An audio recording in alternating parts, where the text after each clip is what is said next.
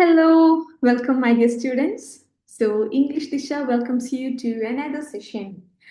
അപ്പോൾ I hope നിങ്ങൾ എല്ലാവരും എന്താണ് നമ്മൾ എക്സാമിനെ ഇങ്ങനെ വെൽക്കം ചെയ്യാൻ വേണ്ടി വെയിറ്റ് ചെയ്തിരിക്കുകയാണ് അല്ലേ? ബിക്കോസ് വെരി ഫ്യൂ ഡേയ്സ് മാത്രമേ നിങ്ങൾ എക്സാമിന്, ദാറ്റ് ഈസ് സ്യുവറ്റ് PG എക്സാമിന്. അപ്പോൾ എല്ലാവരും പ്രിപ്പയർഡ് ആണെന്ന് എനിക്കറിയാം. ആൻഡ് ഈ ഒരു സെഷൻ എന്ന് പറയുന്നത് it's to share an ultimate strategy to crack CUET PG English this time. അപ്പോൾ ഇത് ഫസ്റ്റ് ടൈം അറ്റംപ്റ്റ് ചെയ്യുന്നവരുണ്ടാവാം, സെക്കൻഡ് ടൈം ചെയ്യുന്നവരുണ്ടാവാം, maybe multiple times attempt ചെയ്യുന്നവരുണ്ടാവാം. ആരായിക്കോട്ടെ, കുഴപ്പമില്ല. ഈ ഒരു എഴുതാൻ പോകുന്ന എക്സാം എങ്ങനെ ക്രാക്ക് ചെയ്യാം, അല്ലെങ്കിൽ ഇത് ക്രാക്ക് ചെയ്യാൻ വേണ്ടിയിട്ട് നമ്മൾ മനസ്സിൽ വെക്കേണ്ട കുറച്ച് tips, that's what I am going to share now. Okay, അപ്പൊ അതിനുള്ളൊരു സെഷനാണ് നമ്മളിപ്പോൾ ഈ ഒരു ടൈമിൽ, ഈ ഒരു ലാസ്റ്റ് ടൈമിൽ നമ്മൾ തരുന്നത്. Okay, so I hope you people are ready. അപ്പോൾ നമ്മൾ അതിലേക്ക് പോകുന്നതിന് മുമ്പ് മനസ്സിൽ എന്ത് വെക്കുക, ഈ ഒരു ഡിറ്റർമിനേഷൻ വെക്കുക. എന്താണ്? We will crack CUET PG English this time. ഈ ഒരു ടൈം നമ്മൾ എന്ത് ചെയ്യും? We will crack CUET PG English, we will crack this exam. ഈ ഒരു സമയം തന്നെ ഞാൻ എന്ത് ചെയ്യും? ഞാൻ ഫിനിഷിംഗ് ലൈൻ അങ്ങോട്ട് കടന്ന് ക്വാളിഫൈഡ് ആവും, അല്ലെ? ആ ഒരു ഡിറ്റർമൈൻഡ് മൈൻഡ് നിങ്ങൾക്ക് എന്ത് വേണം? ഇപ്പോഴേ വേണം കേട്ടോ. പിന്നെ നമുക്ക് എന്ത് ചെയ്യാം? അങ്ങനത്തെ ഒരു മൈൻഡ് ഉണ്ടെങ്കിൽ നമുക്ക് കൂളായിട്ട് എന്ത് ചെയ്യാം? We can crack this exam. Okay, ആരും നെർവസ് ആവൊന്നും വേണ്ട, because it's just N exam. First of all ഇതൊരു എക്സാം മാത്രമാണ്. നമുക്ക് വേണമെങ്കിൽ അടുത്ത വട്ടം നമുക്ക് എന്ത് ചെയ്യാം? ട്രൈ ചെയ്യാം, അല്ലാതെ അത്രയേ ഉള്ളൂ. So don't be nervous, B cool, B relaxed and keep A good and relaxed mind. അത്രയേ ഉള്ളൂ. അപ്പോൾ നമുക്ക് first of all entrance examinations four MA English ഏതൊക്കെ ഉണ്ടെന്നാണ് നമ്മളിവിടെ നോക്കുന്നത്. ഓക്കെ, നമ്മൾ MA ഇംഗ്ലീഷ് പോസ്റ്റ് ഗ്രാജുവേഷൻ ഇംഗ്ലീഷിന് വേണ്ടിയിട്ട് നമുക്ക് അറ്റൻഡ് ചെയ്യാവുന്ന എൻട്രൻസ് എക്സാമുകൾ ഏതൊക്കെയാണ് ഞാൻ ജസ്റ്റ് ഒന്ന് ലിസ്റ്റ് ഔട്ട് ചെയ്യുന്നുണ്ട് കേട്ടോ. First of all CUET PG, that is common university entrance test for post graduation. CUET PG exam ഉണ്ട്. പിന്നെ ജാമിയ മിലിയ ഇസ്ലാമിക് യൂണിവേഴ്സിറ്റിയുടെ എൻട്രൻസ് എക്സാം ഉണ്ട്. പിന്നെ Aligarh Muslim university, Calicut university, Kannur university, Mahatma Gandhi university and Kerala university. അപ്പോൾ ഈ യൂണിവേഴ്സിറ്റീസ് എല്ലാം പ്ലസ് നമ്മൾ സ്യുവറ്റും എന്ത് ചെയ്യുന്നുണ്ട്? എൻട്രൻസ് എക്സാംസ് പ്രൊവൈഡ് ചെയ്യുന്നുണ്ട്. അപ്പോൾ ഇതിൽ നമ്മളിപ്പോ ഇന്ന് ഫോക്കസ് ചെയ്യുന്നത് എന്താണ്? സ്യുവറ്റ് ആണ്. ബിക്കോസ് നമ്മൾ കുറച്ച് ദിവസം കഴിഞ്ഞാൽ, അല്ലെ, വളരെ ഫ്യൂ ഡേയ്സ് കഴിഞ്ഞാൽ നമ്മൾ പോയിട്ട് അറ്റൻഡ് ചെയ്യാൻ പോകുന്നത് ഏതാണ്? സ്യുവറ്റ് ആണ്. അപ്പൊ നമുക്ക് ഇപ്പോൾ എന്ത് ചെയ്യാം? നമുക്ക് സ്യുവറ്റിനെ കുറിച്ച് പറയാം. അപ്പോൾ സ്യുവറ്റ്, ആസ് യു ഓൾറെഡി നോ, അതൊരു കോമൺ യൂണിവേഴ്സിറ്റി എൻട്രൻസ് ടെസ്റ്റ് ആണ്.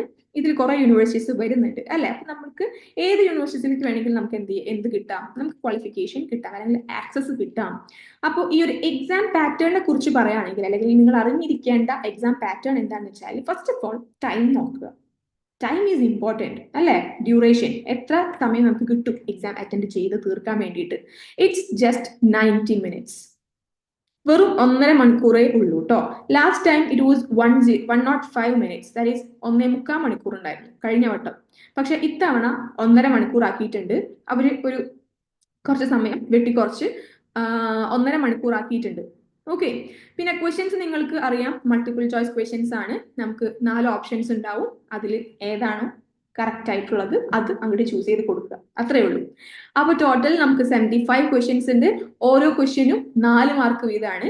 അപ്പൊ ടോട്ടൽ 300 മാർക്സിലാണ് എക്സാം വരുന്നത്. ഓക്കെ, അപ്പൊ നെഗറ്റീവ് മാർക്കിംഗ് ഉണ്ടോ? ഉണ്ട്, നെഗറ്റീവ് മാർക്കിംഗ് ഉണ്ട്.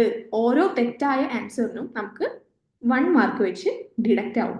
ഓക്കെ, അപ്പോൾ ശ്രദ്ധിച്ചൊക്കെ എന്ത് ചെയ്യുക? ചൂസ് ചെയ്യുക ആൻസർ. ഫൈൻ. അപ്പൊ 90 minutes ആണെന്നുള്ളത് മറക്കണ്ട കേട്ടോ. അപ്പോൾ നമ്മൾ അതിനനുസരിച്ച് 90 minutes ഉള്ളൂ എന്നത് മനസ്സിൽ വെച്ചിട്ട് വേണം നമ്മൾ ഓരോ ക്വസ്റ്റ്യനും സമയം ചെലവഴിക്കാനായിട്ട്. നമുക്ക് ഒരു ക്വസ്റ്റ്യനെ നമ്മൾ ഒരു 5 minute 10 minute ഒന്നും ഇങ്ങനെ ആലോചിച്ചിരുന്ന സമയം കളയാൻ നമുക്കില്ല. ഓക്കെ, അതാണ് ഞാൻ പറഞ്ഞു വന്നത്. യാ, അപ്പോൾ ഈ ഒരു സ്യുവറ്റ് PG നമ്മൾ എഴുതുമ്പോൾ നമുക്ക് 53 സെൻട്രൽ യൂണിവേഴ്സിറ്റിയിലേക്ക്, ദാറ്റ് മീൻസ് ഈ ഒരു സ്യുവറ്റ് PGന്റെ എക്സാംസ് ഏതൊക്കെ കോളേജസ് അല്ലെങ്കിൽ ഏതൊക്കെ യൂണിവേഴ്സിറ്റീസ് അതിൽ നിന്നുള്ള കുട്ടികളെ, ക്വാളിഫൈഡ് കുട്ടികളെ എടുക്കും? ദാറ്റ് ഈസ് സെൻട്രൽ യൂണിവേഴ്സിറ്റീസ് 53 എണ്ണം, അതുപോലെ 42 സ്റ്റേറ്റ് യൂണിവേഴ്സിറ്റീസ്, പിന്നെ 16 ഡീംഡ് യൂണിവേഴ്സിറ്റീസ്, പിന്നെ 79 പ്രൈവറ്റ് യൂണിവേഴ്സിറ്റീസ്. ഇതെല്ലാം ഈ ഒരു എക്സാമിന്റെ ക്വാളിഫൈഡ് സ്റ്റുഡൻസിനെ എന്ത് ചെയ്യും? ദാറ്റ് മീൻസ് ഈ ഒരു എക്സാമിൽ നിന്നാണ് ഈ യൂണിവേഴ്സിറ്റിയിലേക്കും, അല്ലെങ്കിൽ ഈ പറഞ്ഞ 53, 42, 16, 79 ഈ യൂണിവേഴ്സിറ്റിയിലേക്കെല്ലാം കുട്ടികളെ എന്താ പറയാ എടുക്കുന്നത്, അഡ്മിറ്റ് ചെയ്യുന്നത് ഈ ഒരു എക്സാമിന്റെ ഇതിൽ നിന്നാണ് ഇതിലെ ക്വാളിഫൈ ചെയ്യുന്ന കുട്ടികളെയാണ് ഇവർ ഇതിലേക്ക് എടുക്കുന്നത്, അഡ്മിറ്റ് ചെയ്യുന്നത്. അഡ്മിഷൻ നമുക്ക് ഈ ഒരു ക്വാളിഫിക്കേഷൻ ഉണ്ടെങ്കിലേ കിട്ടുള്ളൂ ഇതിലേക്കൊക്കെ. ഓക്കെ, പക്ഷെ അതിപ്പോ നമ്മൾ വല്ലാണ്ട് തലപോക്കേണ്ട ആവശ്യമില്ല. ലീവ് ഇറ്റ്, അത് ഇപ്പൊ നമ്മളുടെ മെയിൻ കാര്യമല്ല. പിന്നെ കട്ട് ഓഫ് മാർക്സിനെ കുറിച്ച് പറയുകയാണെങ്കിൽ അത് നമ്മൾക്ക് ഇപ്പം എന്ത് ചെയ്യാൻ പറ്റില്ല. We cannot predict now, because എക്സാമിന് ശേഷമാണ് എന്ത് സംഭവിക്കുള്ളൂ, ഈ കട്ട് ഓഫ് മാർക്ക് ഒക്കെ അവർക്ക് ഇറക്കുള്ളൂ. ചില ഫാക്ടേഴ്സിനെ ഡിപ്പെൻഡ് ചെയ്തിട്ട് അല്ലെങ്കിൽ ചില ഫാക്ടേഴ്സിനെ കണക്കിലെടുത്തിട്ടാണ് ഓരോ യൂണിവേഴ്സിറ്റീസും അവരുടേതായിട്ടുള്ള കട്ട് ഓഫ് മാർക്സ് ഇറക്കുന്നത് കേട്ടോ. കോമൺ കട്ട് ഓഫ് ഉണ്ടാവണമെന്നില്ല, ഓരോ യൂണിവേഴ്സിറ്റീസിനും അത് അവർക്ക് ഇതിലുള്ള പോലെ വാരി ചെയ്യും. Okay, factors like number of candidates attended, the difficulty level of the question paper, അതുപോലെ number of seats available and performance of the candidates, ഇതെല്ലാം കണക്കിലെടുത്തിട്ടാണ് ഓരോ യൂണിവേഴ്സിറ്റീസും എക്സാമിന് ശേഷം ഈ ഒരു കട്ട് ഓഫ് നിർണ്ണയിക്കുന്നത്. അപ്പൊ നമുക്ക് കട്ട് ഓഫ് ഇപ്പോഴേ പറയാൻ പറ്റില്ല. പിന്നെ ഞാനൊരു കാര്യം പറയട്ടെ, നമ്മളിപ്പോ കട്ട് ഓഫ് നോക്കിയിട്ടല്ലല്ലോ, അല്ലെങ്കിൽ കട്ട് ഓഫ് മനസ്സിൽ വെച്ചിട്ടല്ലല്ലോ നമ്മൾ പഠിക്കുന്നത്.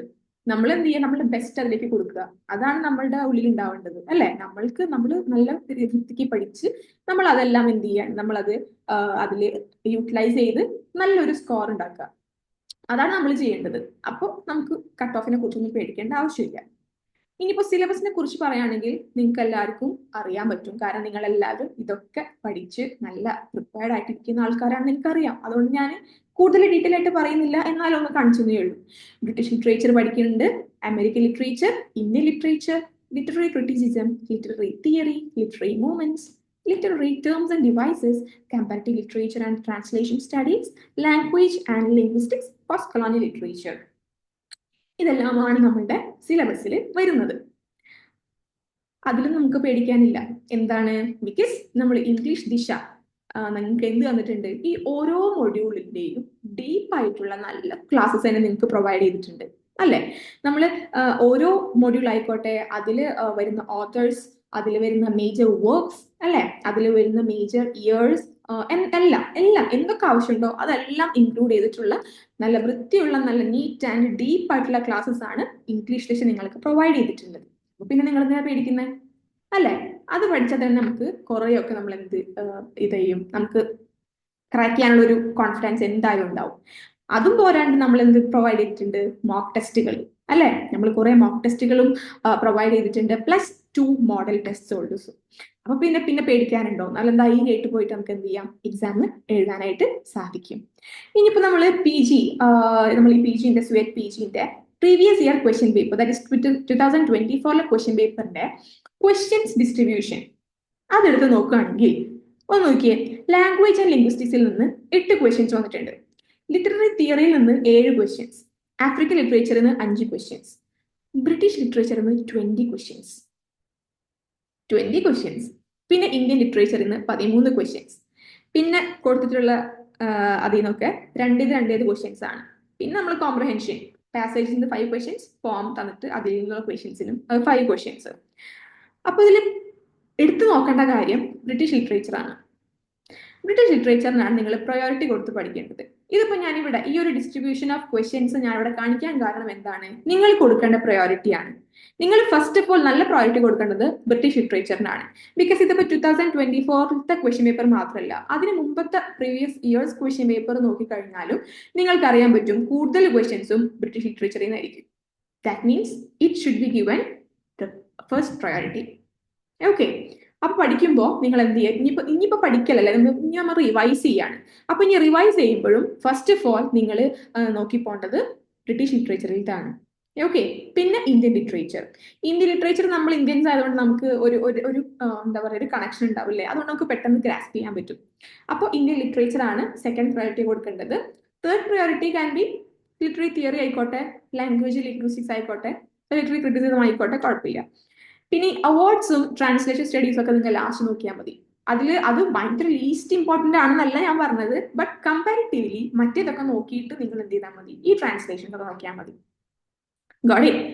പിന്നെ ഈ കോംപ്രഹെൻഷൻ അത് നമ്മുടെ കയ്യിലല്ല, അല്ലേ?